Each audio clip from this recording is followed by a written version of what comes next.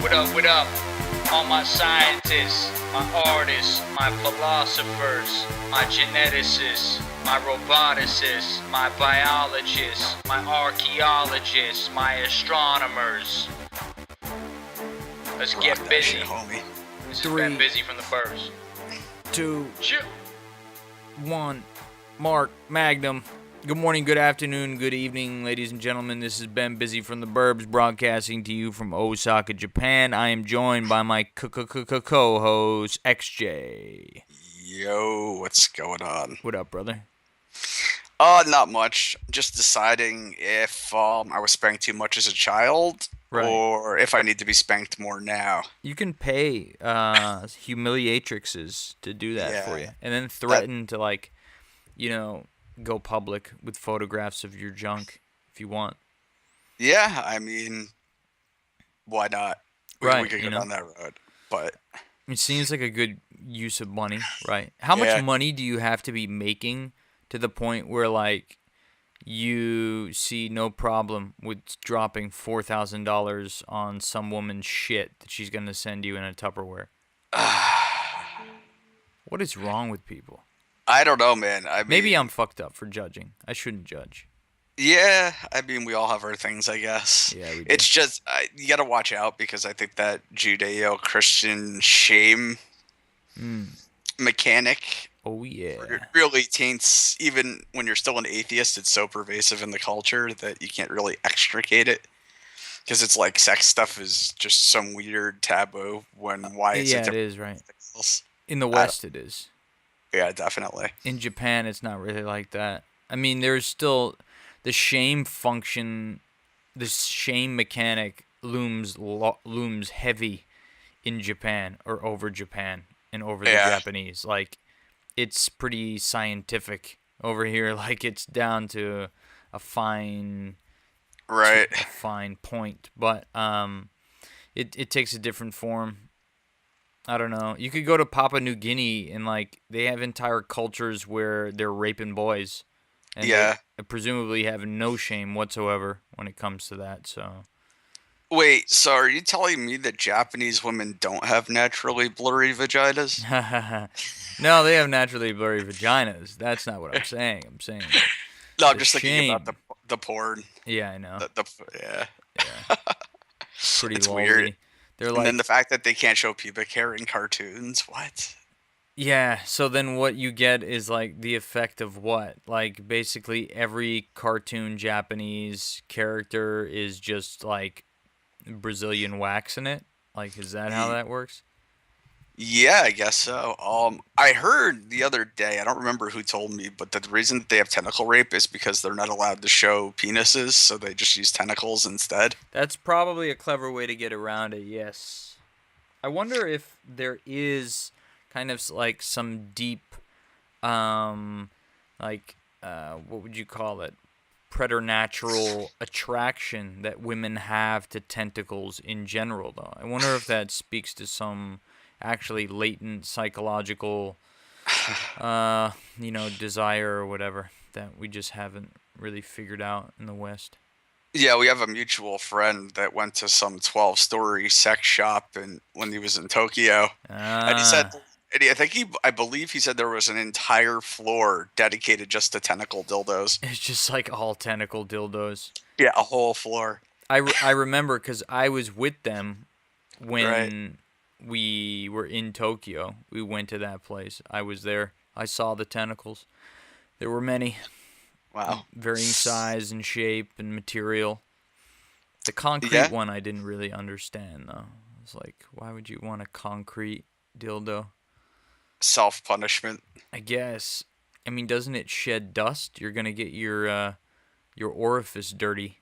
Well, I mean, maybe that's part of the charm. I guess that's what it is, right? I mean, that's the same. We're talking about the same impetus whereby people would request Tupperwares full of someone else's feces. Right. Well, I mean, yeah, that's it's pretty gross. It's interesting shit, isn't it? It's really, really interesting. I want people to know. I want them to reference the last podcast that we did in case they need a brief primer for what we're going to be discussing today. Basically, it's the merits or demerits, namely the demerits, concerning corporal punishment in raising, law-abiding, well-adjusted adults. So I started doing some research this morning. Because that's what you do every morning, right? You just wake up and you're like, I'm going to do research. That's what I do every night, Pinky. Right. And one of the first things I found out that more than one study shows that frequent spanking, and by frequent they mean minimally once a month, diminishes gray matter in developing children. No shit. Yeah. Now, what is this? How is this significant? For our listeners who don't know, explain to them, what is gray matter? What does it constitute? Well, I mean, I'm actually not that sure. Well, there's different matters in the brain, right? So well, I know it's related to thinking, right? Like the gray matter. Because it made some correlation with lower IQs as well in children who were spanked, and then other correlations between children who were more prone to being violent. And I've heard peripherally something along the lines of children who have certain brain configurations, like they have stronger reptilian brains, like people who tend to be more conservative or alpha male-ish. And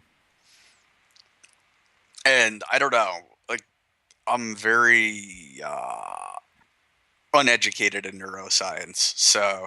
Well, there's like gray matter and there's white matter, right? Okay. And what your white matter is, they're both parts of the central nervous system, right? Your white matter is it's in different places in the brain, in parts of the spinal cord, and that it's mostly support cells, like glial cells. The glial cells are like, and when people think of a brain, or people think of neuroscience or neurobiology, they think neurons. And yeah, neurons are a major part of the brain, but actually the glial cells are the support cells. They're like as, if not more important than the neurons. Now, you have like, your white matter, which is basically like, I don't know, it like affects how the brain is, how it absorbs information and interprets it, right? And then your gray matter is like basically used for processing incoming data and affecting cognition, essentially.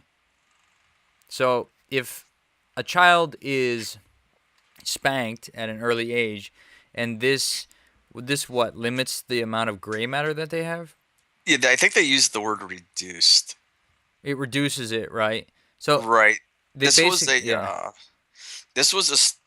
wasn't a study. It was an article that correlated a bunch of studies, and it was on Psychology Today. But it said that there's been more than one study that shows that frequent spanking, and especially violence against children in general, which would probably be like into abuse, I would imagine that it gets worse as the abuse gets worse, right?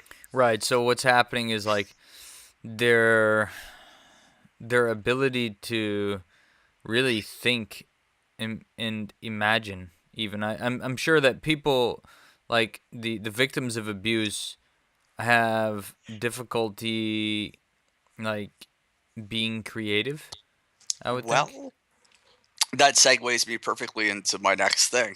What's that?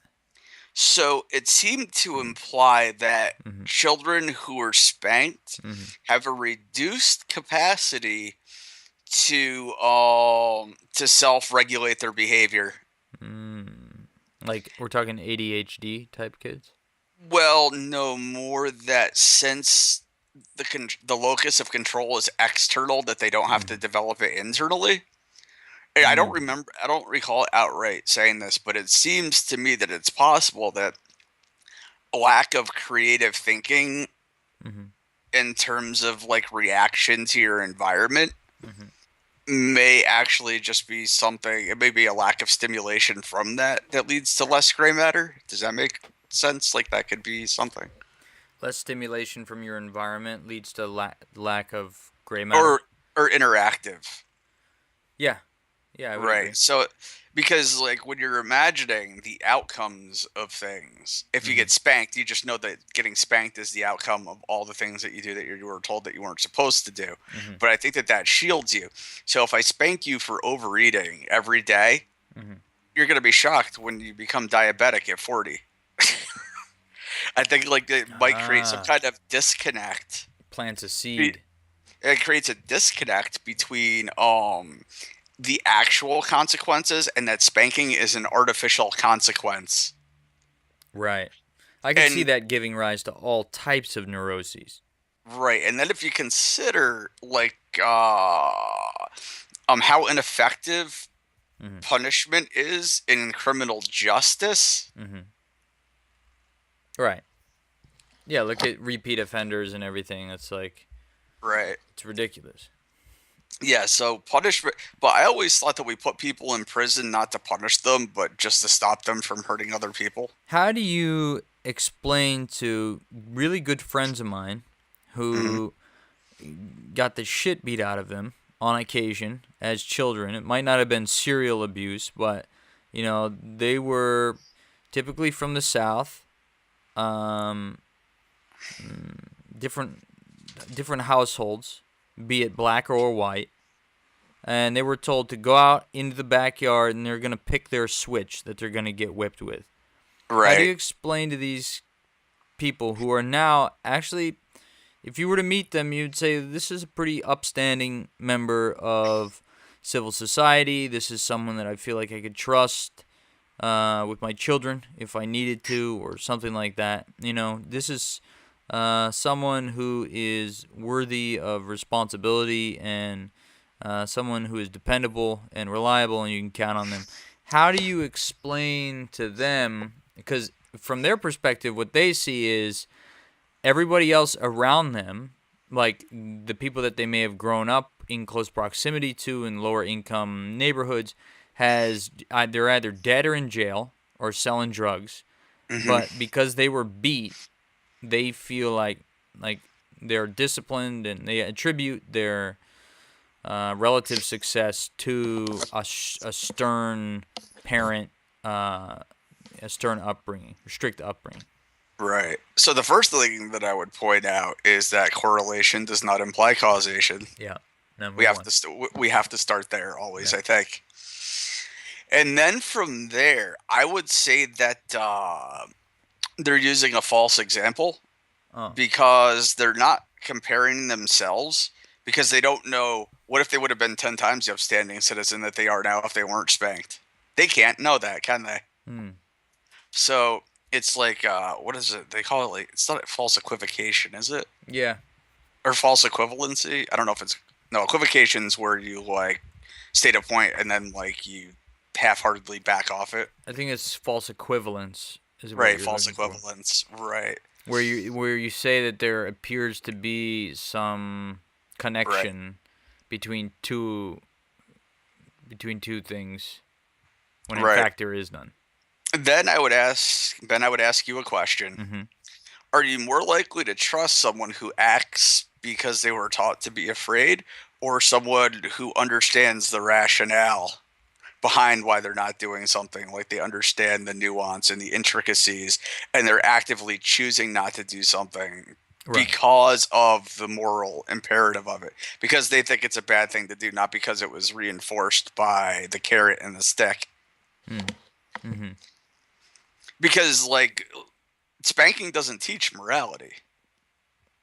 It doesn't teach right from wrong. It just teaches, if you do this artificial thing will happen. Right.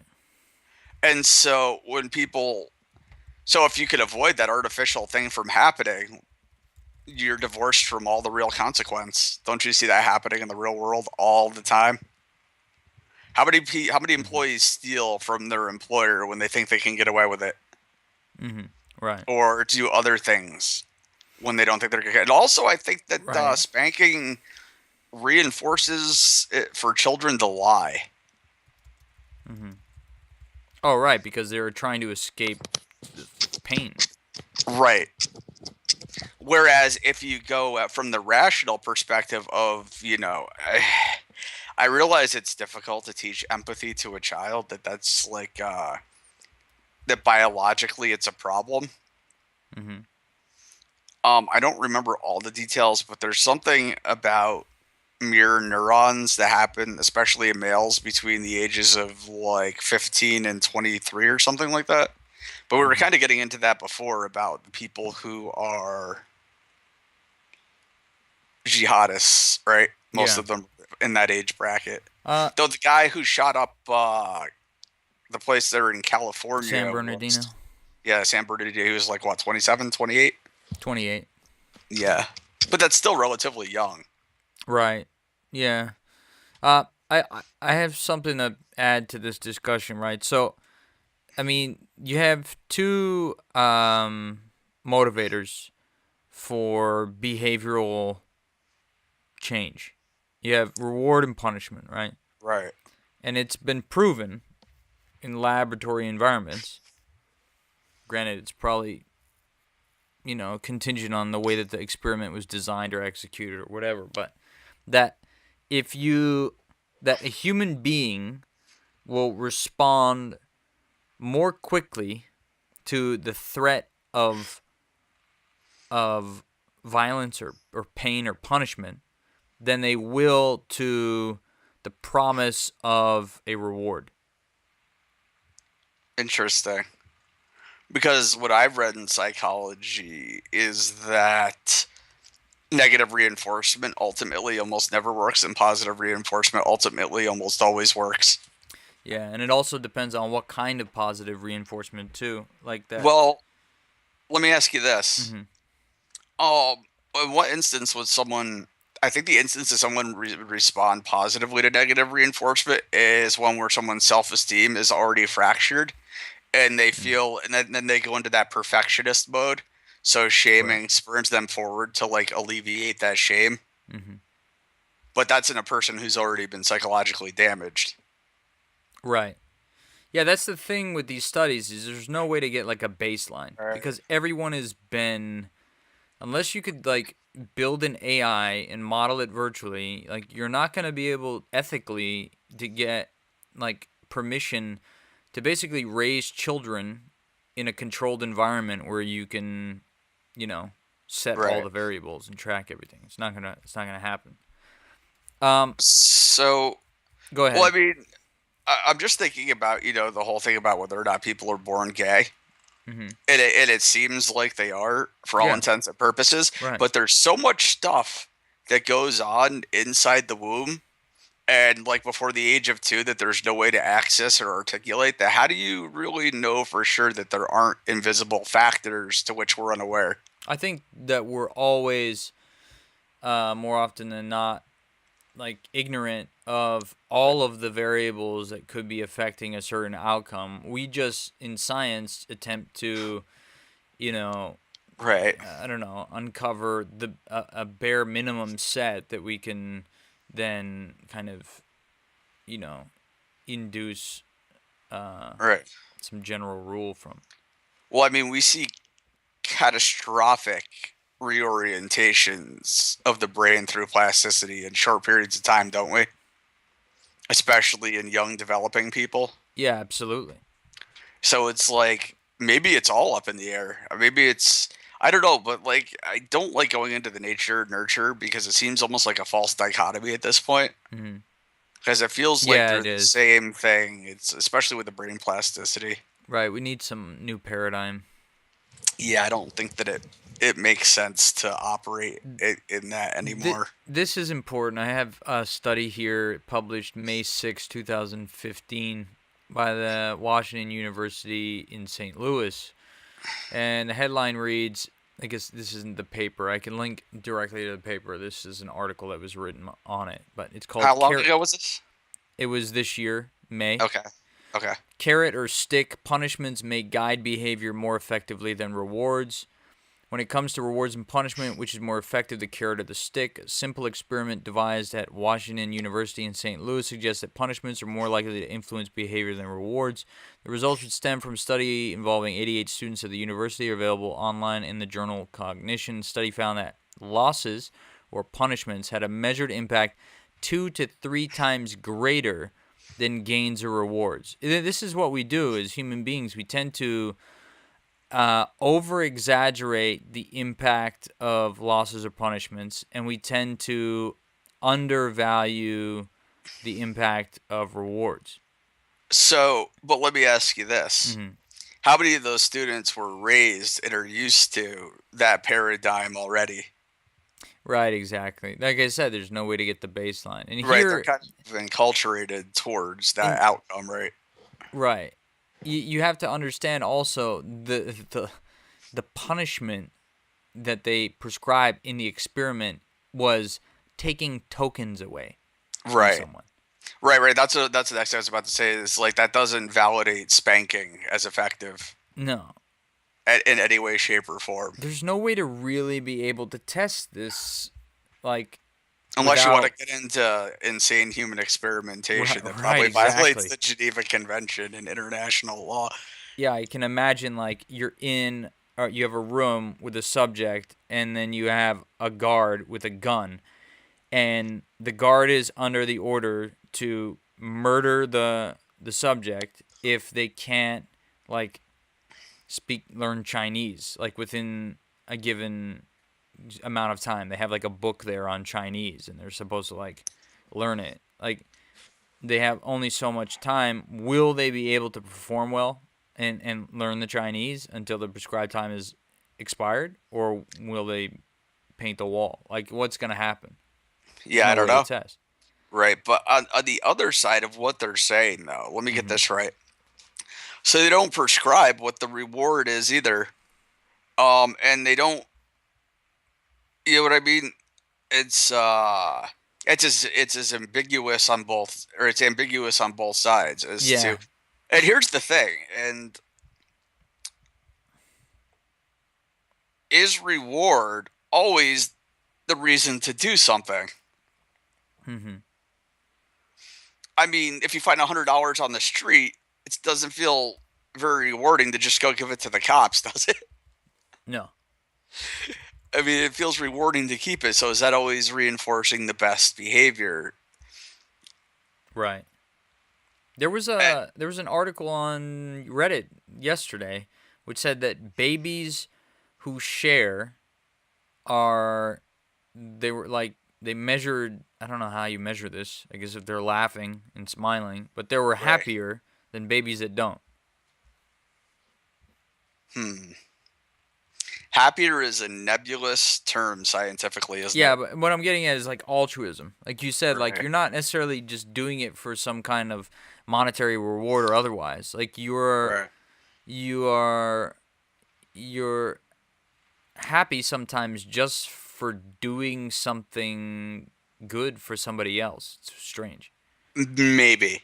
Or maybe you're doing it to squash some negative feeling you have inside. That could be. I mean, that's the thing. It's like, I mean, like if you like you feel bad for a homeless guy, so you give him a sandwich and it makes you feel better. Is that really about the homeless guy, or are you not feeling bad anymore? No, it's like when Kirk Douglas like donates tons of money to all of these charities, and it turns out actually he raped the shit out of Natalie Wood like way back in the day, multiple times. Like there's no coming back from that. It's like if Bill Cosby, like all of the stuff that he's done, how many black Americans has he been able to put through college? Countless. He's done amazing things for the black community in the United States, and yet all of that pales in comparison. Like we don't even consider that. We just see him as a serial rapist, and that's it, And now you kind of can't take his money. Right. And you can't even really watch the Cosby Show anymore. Right. That's another fucked up thing. Like when all the allegations came out against Michael Jackson, and he was proven not guilty in a court of law, but then again, so was OJ. Like there's no up or down. But when that allegation happened, it was like that was it. You know, that was all of the cause that was necessary to forever blemish, to forever stain the legacy of Michael Jackson. And, you know, time will tell how he's regarded. But, I mean, there will always be this stain. Boy. I don't know. If they're both guilty, I don't know which one of them would be the bigger monster. I don't know. I mean, Cosby definitely, I mean, so far as we know, we have no idea. Maybe Michael Jackson used to go to Thailand and just bang out mad kids on a regular basis. There's no way to tell. Right. As disgusting and horrid as that is. I mean, I hate to speak so cavalierly about it, but, I mean, that's what the fuck he may have done. And then here we go, like, now we're just, like, even adding speculation to speculation. Like, well, here's the thing, though, right? Like, there's something extra insidious about what Bill Cosby did, I think. Mm-hmm. Because, well, first of all, I guess it's because we know the horrible details of Michael Jackson's upbringing. It makes it easier to be empathetic towards him a little bit, I think. Right, but there we are adjusting for it. Like, right. I find it hard to make a case. And then there's the fact that he seemed childlike himself.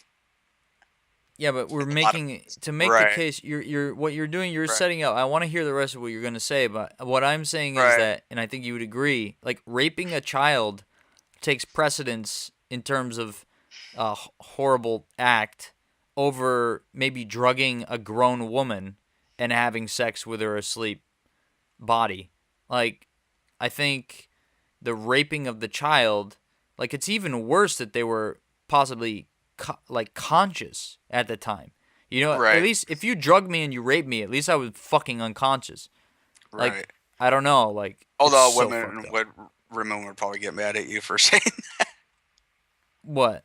Like, oh yeah, well, yeah, I mean, but I'm saying, like, think about it in terms of, like, the child rape versus someone being, a grown person being drugged and then raped. Like, I don't know, maybe this is a case of, I don't know what the logical fallacy is, but there's got to be one to describe this phenomenon whereby people are like, oh, that poverty in Detroit, that's not real poverty. Real poverty is in Africa. It's like, no, motherfucker, they're both poverty. So we could be comparing things that really there's no need to compare. They're both horrible things. Right. And well, you know, it's the human difference engine. Yeah, we want to know. Because every value we have comes on distinction, right? Yeah. So we have to make distinctions between everything. And they're generally, you're like, well, we shouldn't make an emotional distinction, but they're kind of all emotional distinctions, really. Right, they are. Because when we talk about that guy who had that part of his brain damage where he was completely, his rational center was untouched, but his emotional center wasn't, and he was unable to order anything in his life because everything had equal value. Yeah. So, I mean, there's that. That's pretty awesome brain state. I mean, yeah, it could be horrible, but sometimes that might be good. You think about it, because like, what was his happiness quotient? That's the question. If there was a way to measure his happiness, if all things are equal, there's no way to distinguish between them. I mean, you could be, depending on your mood, you could just be totally king of the world, like sitting in a bunch of dirt, like it wouldn't matter. Also, the reverence of childhood innocence does not enjoy universal ubiquity. That's true. Also, I mean, kids are pretty crafty, sometimes evil, wicked little bastards. Well, I don't even mean so much that. I mean, insofar as culture values a child's innocence as something that needs to be defended by government or culture. That's certainly not a universal. Look at Papua New Guinea. Right. That's what made me think of that, was your example of that. So, So I'm sure some people probably think that Bill Cosby was worse just because of the amount of people that he got seems to be probably 10 times more than Michael Jackson had the chance to get to. But, right. And then you might have people like a rape victim or if a woman who might be listening to this podcast would be like, well, no, I mean, obviously the woman's like situation is worse because those kids, they were just kids. They're resilient. They probably won't even remember it. They'll probably repress the memory. But these rape victims have to live with the all of the the fallout from that situation with them for the rest of their lives. I mean, having been a victim of that myself as a child, yeah, you would think that I'd be more likely to side against Michael Jackson, right? But I don't know that I necessarily do. And that stuff, I don't know. I was like 6 years old when that stuff happened to me, 5, 6 years old, and I never forgot any of it. You've also grown a lot from it, and you've true. made tons of progress. Like yeah, that is true. That maybe these other people might not have. Like your typical person that may have sustained abuse. I mean, would either one go on to abuse again? Like that's like the worst case scenario, right? Like, right. How do you contend with that when people are like, "Oh, because you were sexually abused, like we need to keep an eye on you now because the likelihood of you abusing is that much higher."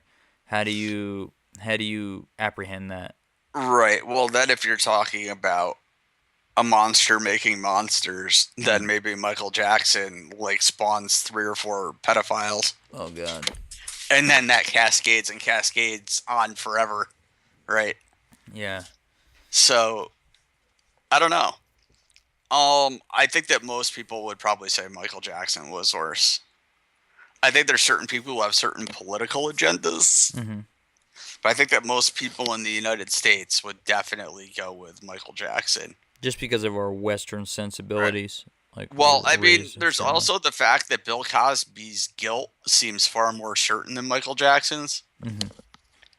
That's something to consider too. I see. So the fact that like that is true, isn't it? That his guilt seems more certain. Yeah. So he's like already in jail, so people don't put as much of a premium on his guilt, given the fact that it's pretty much evident that he's guilty. And also, there's the fact that that's a taboo in our culture to criticize the dead. Yeah, that is kind of tabooish, isn't it?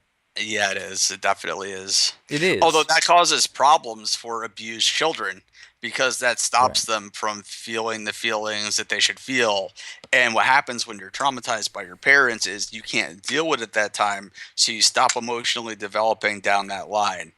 And if your parents die before you get to it, and there's this taboo, like, oh, they're dead, I'm picking on the dead, like, I can't feel these feelings, they get, like, an extra layer of arrest that they have to really claw through.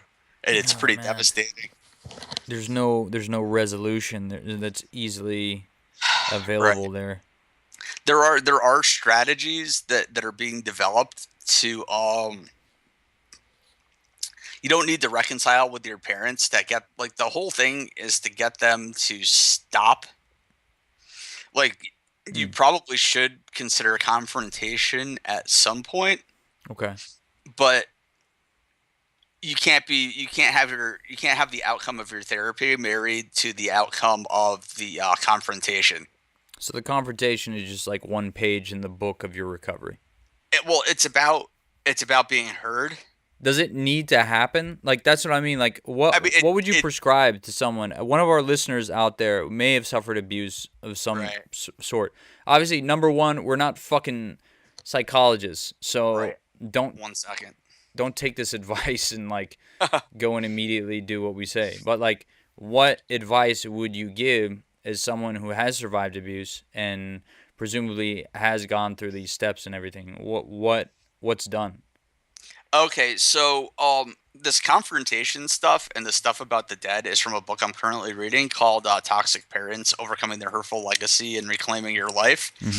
It's by a PhD, Dr. Susan Forward. It came out in 2002. Yeah, a progress therapist named Forward. It must be a fake name. She probably changed her name. Yeah. I don't know. Yeah, I don't know either. That being said, though, you're looking for closure, I assume. And you don't. Right, and if you're not married to the outcome, then you're really doing it to just get your feelings out there and to be allowed to feel them. Mm-hmm. And it's certainly better if you can do the confrontation, but if you can, it's not the end of the world, at least according to this book. Mm-hmm. Very well. So, I just now started the second half where she gets more into prescription instead of description. Mm-hmm. So probably by the next time we do this, I'll have a better grasp on her recommendations anyway. Right. But those they do point out in that book. Like I read another book by a guy named Bradshaw about the role of toxic shame and shaming culture, and we got into that a little bit with the social justice conversation. And there's an element of shame in criticizing the dead because you're picking on someone who can't defend themselves. I think that's what it is. Yeah, which is not necessarily. Well, I mean, let's call it for what it is. It's totally bullshit. Right. Just because Gandhi's fucking dead, or Martin Luther King Jr. is dead, or fucking John F. Kennedy is dead, doesn't mean, and it's even worse when you're dealing with like people. It seems like people would defend people that they never met and who never knew them, like these people that I just mentioned, more than they would like their own, like someone that they would know or did know. Right. Like they defend them as vehemently. It's like, oh, you can't, don't disrespect the dead. No, fuck that. People need to know about the legacy of them, both in their greatness and in their their horror. People need to get a 360-degree view of everyone, and if you believe in someone's spirit or whatever, you could say that they would want it that way as well. You know what I mean? Like, they would want their legacy to reflect, who they really were as a person, not some engineered thing that's been polished up to look shinier than it ever was. Martin Luther King Jr. had white hookers. John F. Kennedy cheated on his own wife in the same fucking house, like down the hallway. I mean, all kinds of foul shit. Gandhi used to sleep with underage girls and used to beat his wife. You know what I mean? Right. Like, fuck all that. And then incite his own people to get killed. And that too, right? That's horrible. But there's certain people who pole vault right over that taboo. Like who? Hitler. Did Hitler shit on what's his name?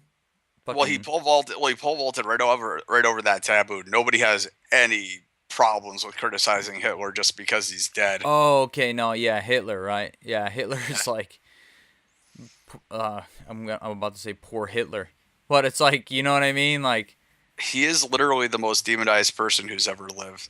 Yeah, total skewed view of Hitler for who he is. Yeah. Here we go again with the the comparisons. Yeah. Equivalency. But that being said, though, on paper, Stalin was far worse than Hitler. Oh, absolutely. But he doesn't get half the amount of hatred because, I mean, presumably Stalin was an equal opportunity murderer. Is that why? Right. Like, he didn't target one specific group. He kind of targeted all of them.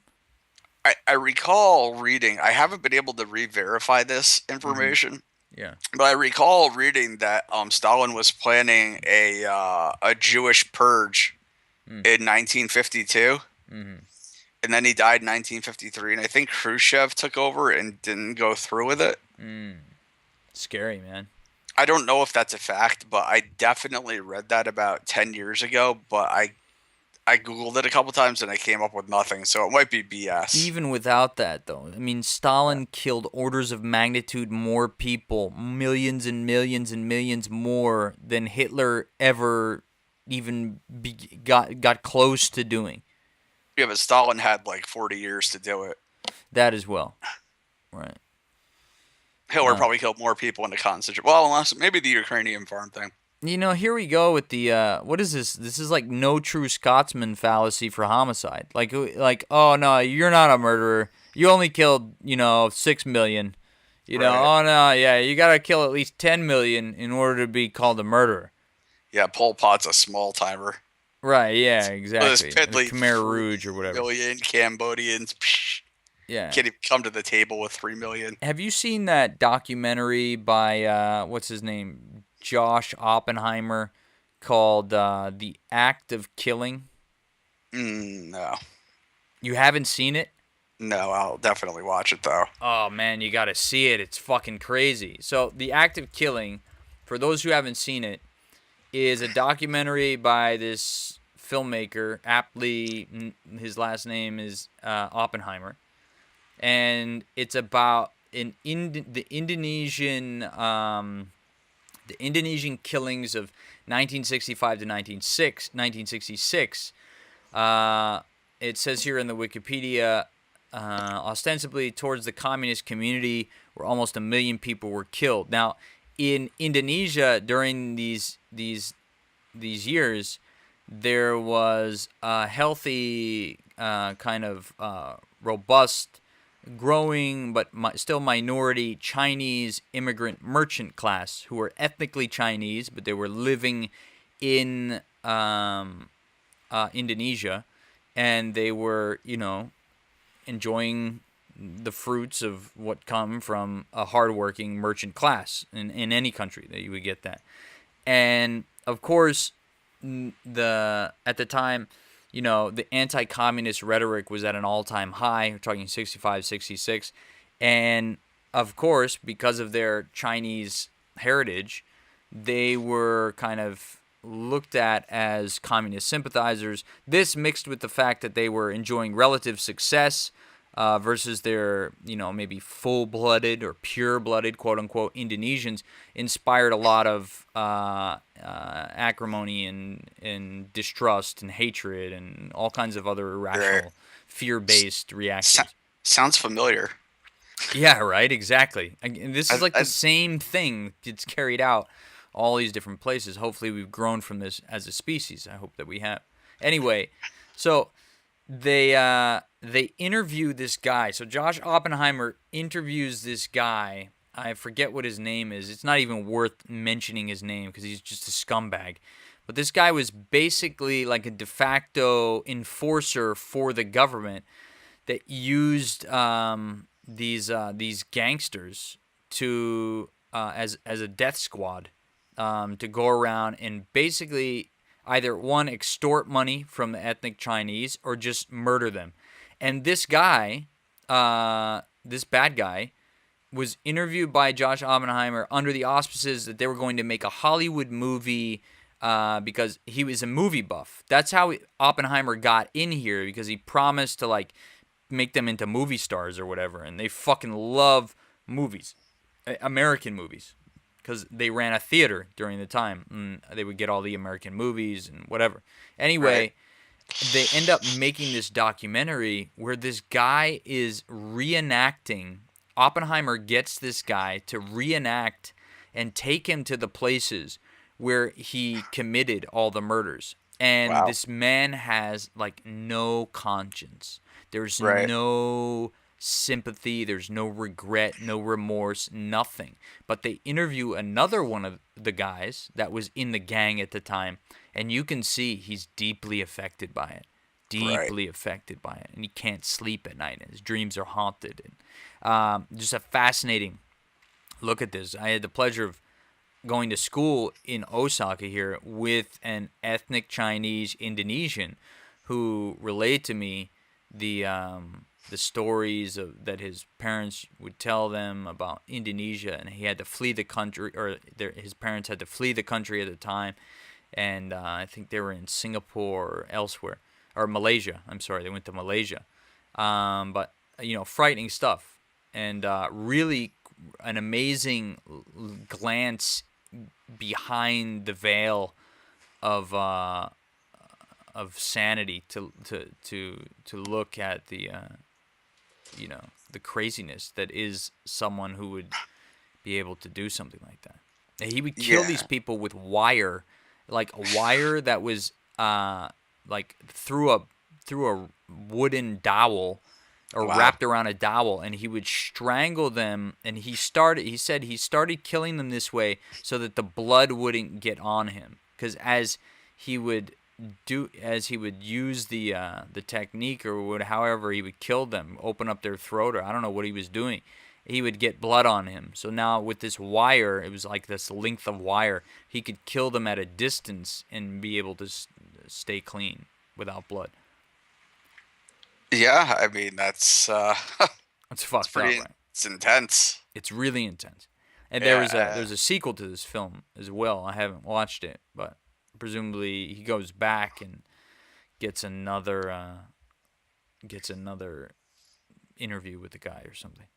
Yeah, I mean, I did an oral report in Western Civilization too, and I chose the Rwandan genocide. Okay, the Hutus and the Tutsis. Yeah, Don Cheadle.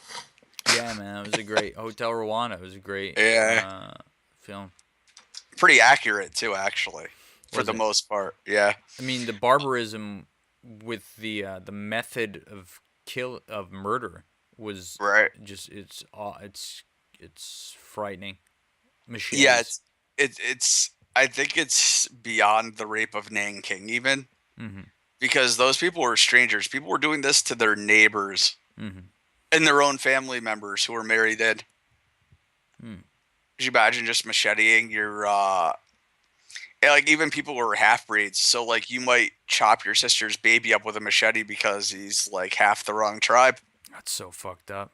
What about General Butt Naked in like the Liberian civil wars where they were eating the hearts of children and shit? We talk about Bill Cosby and Michael Jackson, like their crimes are bad. I mean, there are, believe it or not, like there's a deeper, darker, more hellish reality that exists out there. Yeah, and there's something really personal about hacking someone to death with a machete. Yeah. It's There's a book by a lieutenant colonel in the Army called On Killing. His name is Grossman. I forgot his first name. A really good book. He's got two books, On Killing and On Combat, I think. And he talks about like the visceral, physiological, psychological reaction that occurs as a result of taking a life, and how in modern day and modern warfare, back in the 40s, they were wondering why like PTSD wasn't necessarily had a lower incidence rate, but it was like less intense than it was maybe when you started to get to Vietnam, and that was because he has this theory that back in World War II, there was a period of decompression where all the boys would get back on the ships and they would be on the ship, for, whatever it was, 2 to 6 months coming back on their tour. And they would be able to, enjoy each other's camaraderie. They had spilled blood. They had seen their friends die. And they were able to, through the power of their fraternity or whatever, kind of normalize and talk about what they went through instead of like internalizing it all. Like when you got to Vietnam, when you came off the front and you went home for leave, you would get on a plane and end up in New York or continental United States like that night. You know what I mean? There was no time whatsoever to decompress and make sense of it. So you had this. It's an interesting theory. Sharp uptick in like the severity and prevalence of PTSD. Yeah, but I wonder how much of that might be the fact that World War II seems like the last just war that ever existed. That's the other thing, is like you feel like maybe what you're fighting for isn't, especially Nam. isn't the thing to do, When Smedley Butler's words, and I know we've invoked this before, Smedley Butler's words that two-time Medal of Honor Marine Corps general stated, war is a racket, and that he was used just to secure and open markets. Right. That's a great speech, by the way. If you haven't read that, you need to read it. It's fucking awesome. He's like, Al Capone thinks that he was a hotshot operating in 3 cities. He's like, I have a few lessons I could teach him. I operated on 3 continents. Africa, South America, and in Asia. Right. Or international gangsters. Yeah, man. I mean, There's a lot it's all to that. crazy stuff. We talked about it on a previous podcast when you were like, well, we're over there securing those markets. And I'm like, well, what are we doing? Like, the Japanese market, I don't know. It's weird when I think about it because the Japanese market is rather closed off to Western goods. You won't find too many. Like, there's Snickers. And then if you find some goods in a Japanese store that are an American brand, like, you have to wonder, wait a minute, is there like a Japanese controlling majority on the boards of these corporations that's allowing for this? Like, I bet they're not closed off to the biggest American good of all. dick? Media. Big old dick. Yeah, no, media, they're wide open. I guarantee you find Look at Disney. Nirvana at every record store and Hollywood movies, and that's like our biggest export weapon. Yeah, it is. Is Americana. Yeah. Or entertainment. Yeah. Entertainment. I mean, no one fucks with us. No one fucks with our entertainment. We fucking murder people. Yeah, I mean, maybe you could argue the Brits are just as good at rock and roll as we are. Yeah, but it's like, that's it. What else are they exporting? Sherlock Holmes? I don't know. Doctor Who.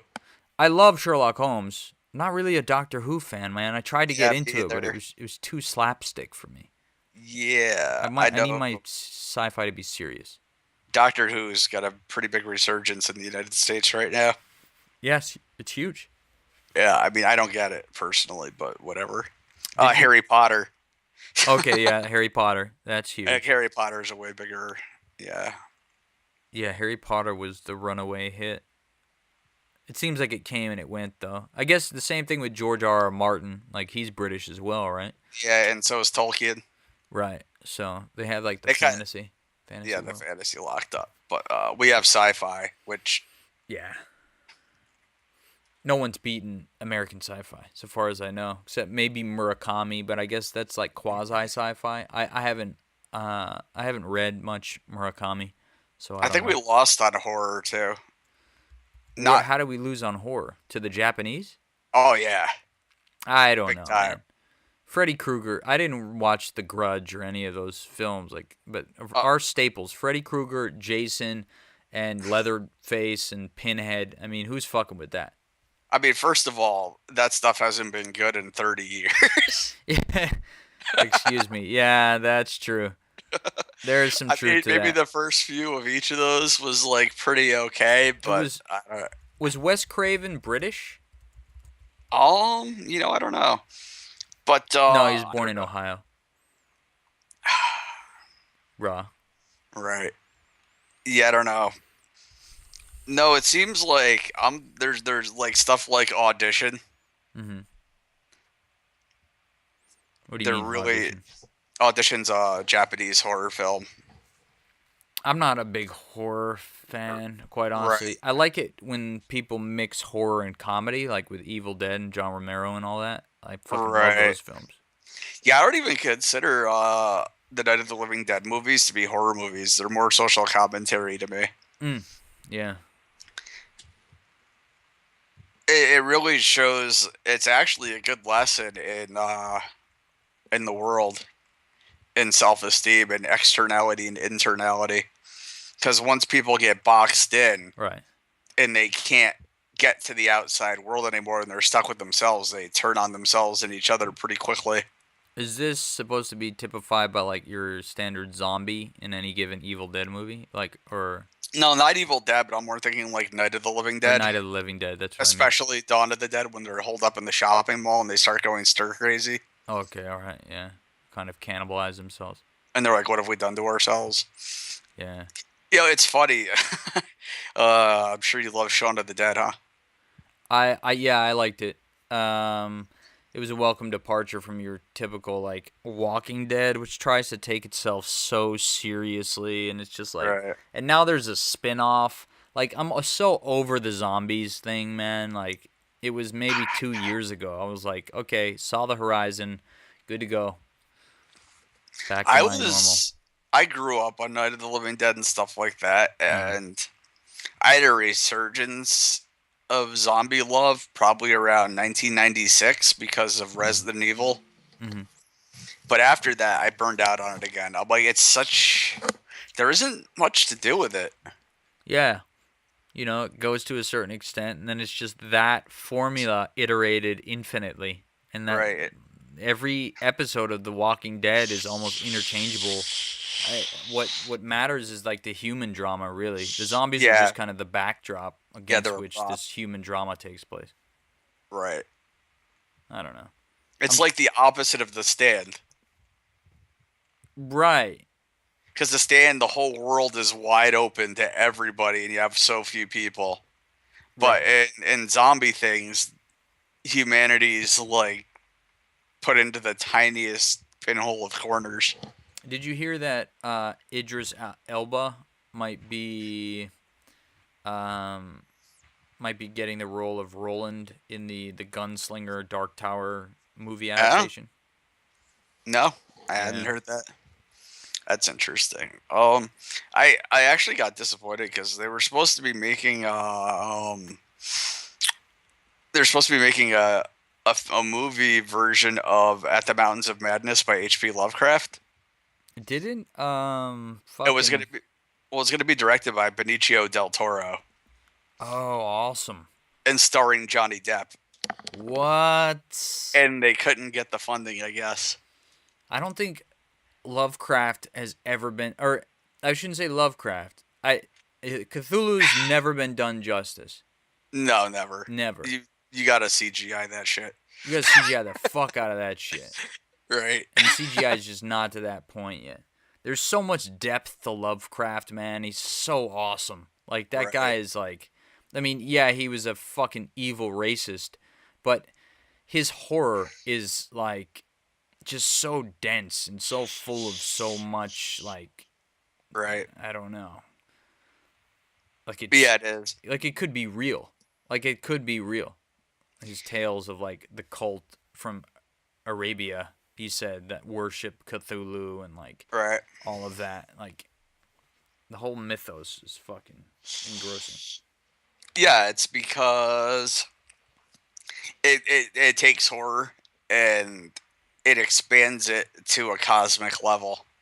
Yeah. Yeah. But not in, like, a cheesy, like, predictable way like you have with, like, Event Horizon or any of the other, like, horror space dramas. Like, yeah, this is more like the thing that should not be. Yeah. Like something that's so grotesque and monstrous and foreign to the human psyche that it just shatters it. Yeah.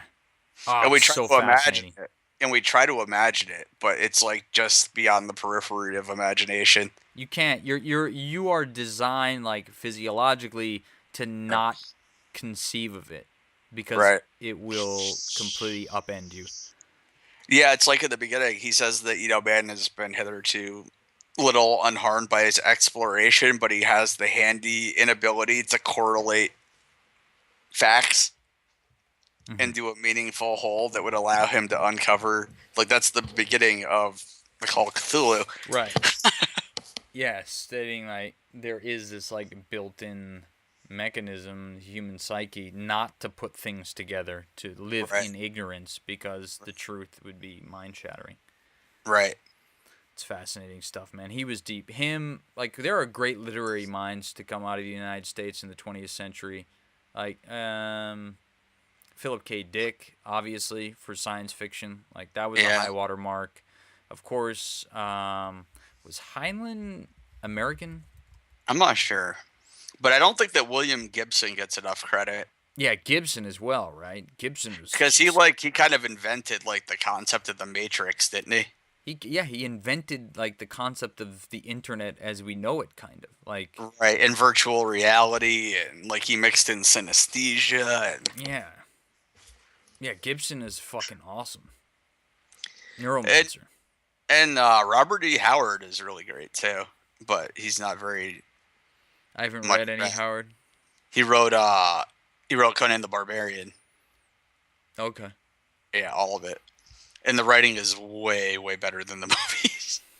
A friend of mine that I was in a band with in college, Jacob Rubin, wrote a book recently called The Poser. And I've been meaning to check that out. I just haven't gotten around to it, but that should be worth reading. I mean, he's a very talented writer. So Yeah, I don't know. It's literature kind of stays in an even keel at this point, because there's definitely people who are still able to break through, right. like that barrier of America not being a reader culture. Yeah, now it's all movies. Like It's not even movies. Movies have been abandoned for the well, now serial it's video TV games show or the serial serial. TV show. Yeah, Right. but Yeah, video game they industry start with makes the book though. More often than not. Right. Like the book, but I see what you're saying. Like, because that has to trickle down to the authors who are thinking, well, okay, I'm just gonna write this, not for the sake of writing the next great American novel, but for the sake of like setting me up for film adaptation in a video game. Right. I mean, that's the breakthrough, Yeah. is getting to that new medium. What do they call that when you're like full spectrum, where you have like, it's like a full spectrum IP or something like that, where you have a video game, TVs, movies, fucking action figures, all that shit. What do they call that? Right. I don't know. Anyway, we're at the hour mark, bro. Okay. So, I mean, there's a lot more to be said on this. I mean, what I take away from it is that spanking ultimately leads to the Dark Lord rising from the depths of Relia and swallowing all our souls. That's it. Perfect. Full circle right there. If I had, like, an appropriate Cthulhu reference, I would say it here, but I don't have one. Yeah. So, if you were entertained or educated by the podcast, please click the PayPal link and donate. We are run 100% off listener donations. I think I got to drop the user from that because, like, they're not really users. Are they using? I don't know. They're using this podcast like it's a drug, I guess. One can only hope. Yes. Yes. Take the medicine into your ear canal. I hope you weren't too offended by our whole discussion there. Actually, no, I hope that you were, and I hope you were offended enough to actually engage us in a conversation, either on the YouTube account, on SoundCloud, or otherwise. You can check us out, soundcloud.com/getbusypodcast, or Facebook. We have a Get Busy page. Please click like, share, comment, all that good stuff. Thanks again for listening, and thank you, Zanish. Oh, you're welcome. Anytime I can summon the Dark Lord for the podcast, just let me know. World peace, everybody. All right.